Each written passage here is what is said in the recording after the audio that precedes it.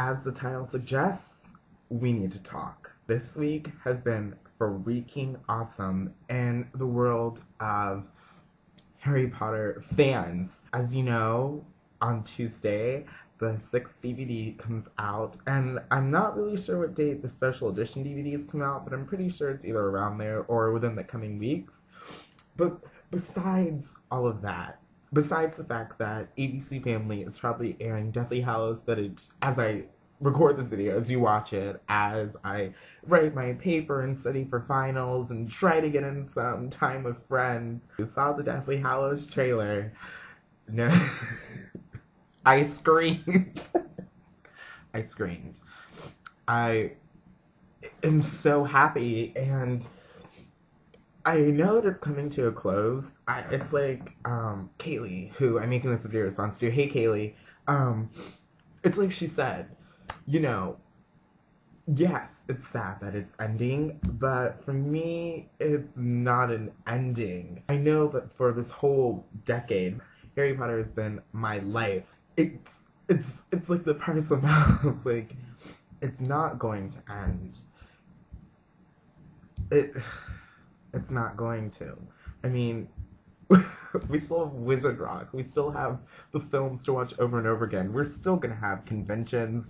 We're still going to be friends. It's not going to end. I don't think that the fact that the series, films coming to an end means that we're just not going to go on Harry Potter. I mean, maybe I'm not going to go on Leaky 10 times a day. You know, I'll probably go on it 8 times a day in 2011 and 2012, but it's the fact that, like, we still have those memories of what was it like when I saw POA at midnight? What was it like when I saw Or the Phoenix at midnight? What was it like the night that I couldn't see Half-Blood Prince and I cried for the whole night? The day that you touched your first Harry Potter book. These things aren't going to leave us. They just don't go away because they're not making movies anymore. We're still going to have all of these memories. And there's anxiety. I mean, specifically toward Kayley. Kayley, you and I both want the last 2 movies to be perfect. I tell my friends that I'm so excited that it's in 2 parts because that means that they're going to just go line by line, sentence by sentence from the book and just write that into the movie. I mean, it would be perfect if they could do that. But you see, it's more of an exciting thing for me than a sad one. I'm more excited to see the film. I'm excited to see what they do. I'm excited for everything, and I love it. I love it. When I watch Deathly Hallows, of course, we're gonna think of, you know, playing Hangman to find out that it was called Deathly Hallows. Like, these, just because the movies are over, we can't, like, forget everything that led up to us being Potter fans. And I mean, I won't forget my first Wizard Rock concert. I won't forget my second Wizard Rock concert. Things can't just disappear. They're just gonna, it's hard. So the first picture depicted Harry, Ron, and Hermione in Muggle clothes, and who knows where they were. It's very contemporary looking. I'm very excited about this. The second was Harry and what we all think is Grimmauld Place, which I just realized could be the Godric's Hollow, but I'd have to match that with what he was wearing in the scene when they're at Godric's Hollow from the trailer, but the trailer wasn't that high res, but I'm pretty sure it's Grimmauld Place because we would have said by now that it was Godric's Hollow, but I just thought while making this video that that could have been Godric's Hollow. Also, we saw Grip Hook.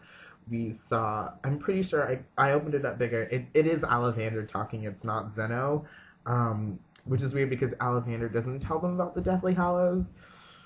Or, I can't remember. Maybe Ollivander talks about the Deathly Hallows, but I would find it really cumbersome for Zeno Lovegood to tell them about the Deathly Hallows and Ollivander just to be like, tell them the same things. The voice didn't sound like Ollivander, but it also didn't sound like Reese. I mean, well, I don't know what voice Reese is going to use, but it didn't sound like Ollivander. It could have been, and then also there's the close-up shot of eyes, and I couldn't tell who those were, so if you know, please let me know, or if you have any guesses.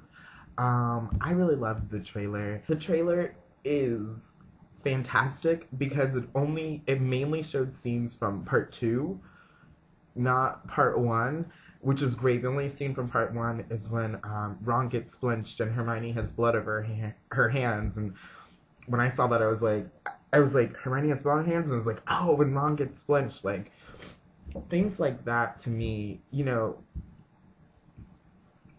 going over the top is cool. Like, I'm excited to see how David Yates is going to interpret it, because no longer does it become a question of being constrained by having one movie. He has 2 movies, so any additions or subtractions is just mainly Steve Kloves and his and David Heyman's interpretation of what went on.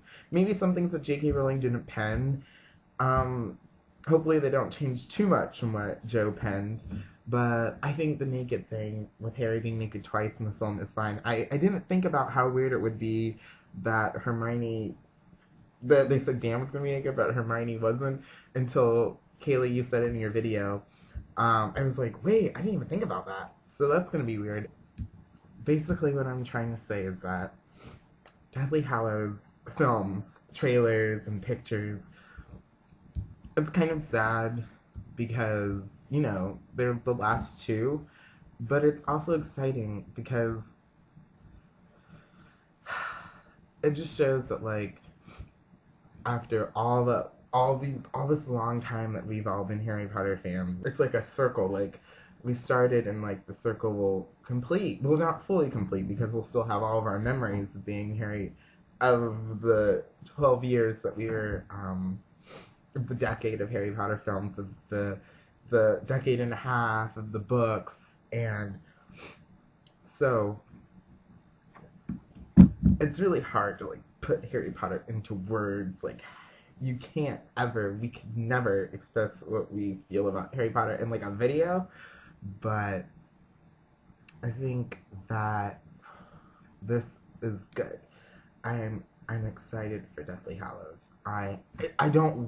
It's not Accio Deathly Hallows like it was for the book. It's not Accio November 18th, 2010. It's, let's enjoy. I'm gonna watch the DVD, the Half-Blood Prince DVD several times, and relish and everything, and hopefully get my hands on a special edition Sorcerer's Stone or Chamber of Secrets DVD and relish in those. And there's a lot.